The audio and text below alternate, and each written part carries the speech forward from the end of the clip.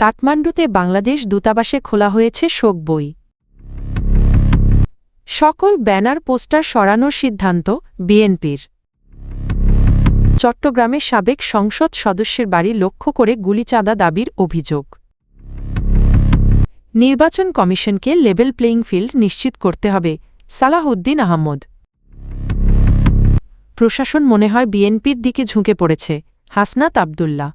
বাংলাদেশ সরকারের সিদ্ধান্ত অনুযায়ী সাবেক প্রধানমন্ত্রী বেগম খালেদা জিয়ার মৃত্যুতে নেপালের কাঠমান্ডুতে অবস্থিত বাংলাদেশ দূতাবাসে ৩ দিনের রাষ্ট্রীয় শোক পালন করা হচ্ছে। শোক কর্মসূচির অংশ হিসেবে দূতাবাস প্রাঙ্গণ ও বাংলাদেশ হাউস এ জাতীয় পতাকা অর্ধনমিত রাখা হয়েছে। বৃহস্পতিবার দূতাবাস প্রাঙ্গণে একটি শোক বই খোলা হয়। শোক বইতে প্রথমে স্বাক্ষর করেন সার্কের মহাসচিব রাষ্ট্রদূত গোলাম সারোয়ার। এরপর ভারত, পাকিস্তান ও শ্রীলঙ্কার কূটনৈতিক প্রতিনিধিরা শোক ও সমবেদনা জানান।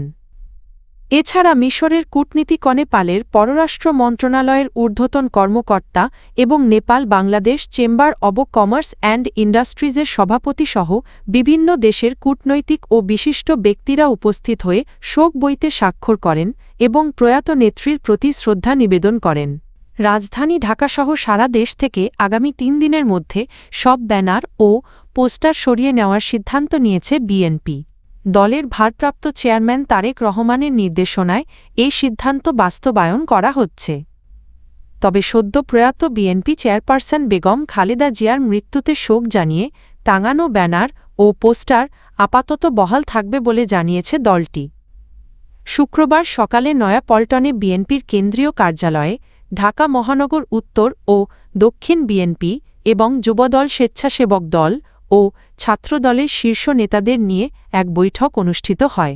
বৈঠকে উপস্থিত থেকে নির্দেশনা দেন দলের সিনিয়র যুগ্ম মহাসচিব অ্যাডভোকেট রুহুল কবির রিজভী।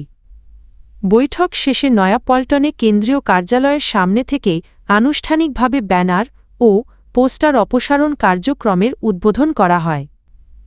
রুহুল কবির রিজভী বলেন, ব্যানার ও পোস্টার রাজনৈতিক মতপ্রকাশের মাধ্যম হলেও এগুলোর কারণে শহরের সৌন্দর্য নষ্ট হচ্ছে এবং অনেক ক্ষেত্রে জনসাধারণের চলাচলে বিঘ্ন সৃষ্টি হচ্ছে।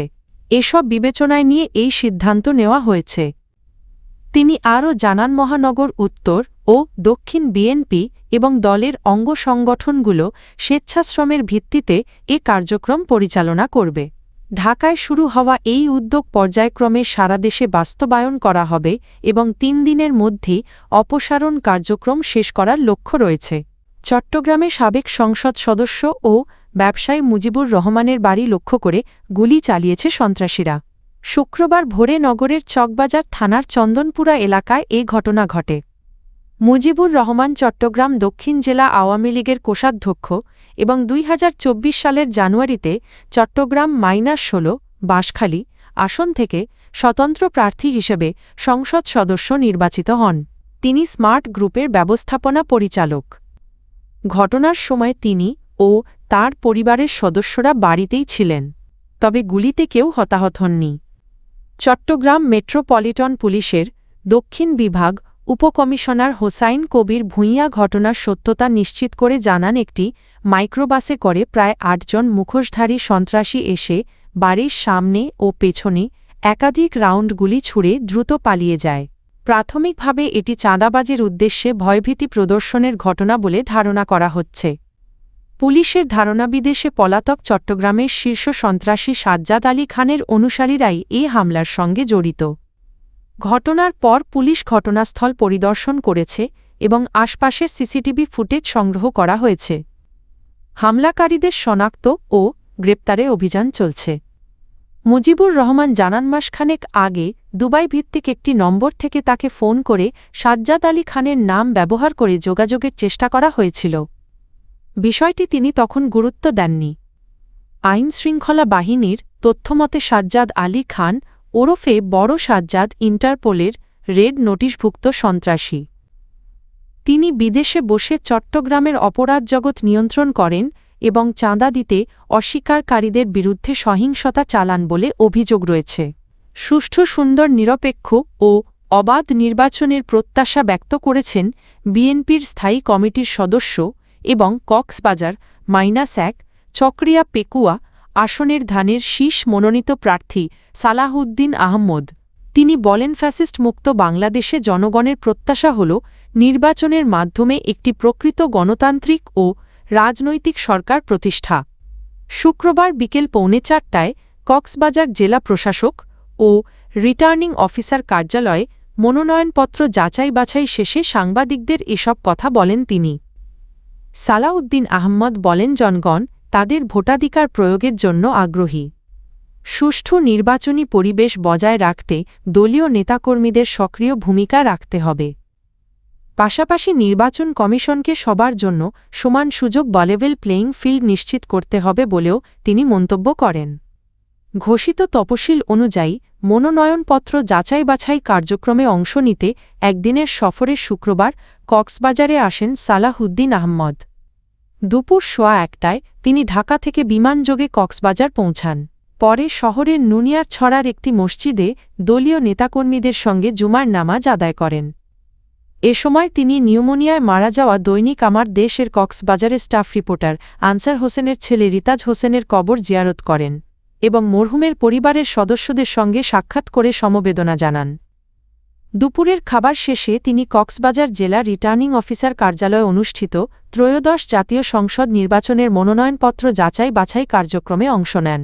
কুমিল্লা -4 দেবিদ্বার আসনের প্রার্থী ও জাতীয় নাগরিক পার্টির এনসিপি দক্ষিণাঞ্চলের মুখ্য সংগঠক হাসনাত আবদুল্লাহ অভিযোগ করেছেন, নির্বাচন পরিচালনায় প্রশাসন বিএনপির প্রতি পক্ষপাতমূলক আচরণ করছে। প্রশাসনের এমন অবস্থানের কারণে নিরপেক্ষ, সুষ্ঠু ও অংশগ্রহণমূলক নির্বাচন নিয়ে শঙ্কা প্রকাশ করেন তিনি। শুক্রবার কুমিল্লা জেলা প্রশাসক ও রিটার্নিং কর্মকর্তার কার্যালয়ে মনোনয়নপত্র যাচাই বাছাই শেষে সাংবাদিকদের সঙ্গে আলাপকালে এসব কথা বলেন হাসনাত আবদুল্লাহ। এদিন জেলা রিটার্নিং কর্মকর্তা তার মনোনয়নপত্র বৈধ ঘোষণা করেন। এ সময় হাসনাত আবদুল্লাহ ও তার আইনজীবী দেবিদ্বার আসনের বিএনপি প্রার্থী মঞ্জুরুল আহসান মুন্সির বিরুদ্ধে হলফনামায় তথ্য গোপনের অভিযোগ তোলেন। তাঁদের দাবি, সংশ্লিষ্ট প্রার্থী একজন ব্যাংক ঋণখেলাপি হলেও বিষয়টি হলফনামায় উল্লেখ করেননি এবং উচ্চ আদালতের একটি স্থগিতাদেশের তথ্যও গোপন করেছেন। এ অভিযোগকে কেন্দ্র করে উভয় পক্ষের আইনজীবী ও প্রার্থীদের মধ্যে প্রায় আধা ঘণ্টা আলোচনা হয়।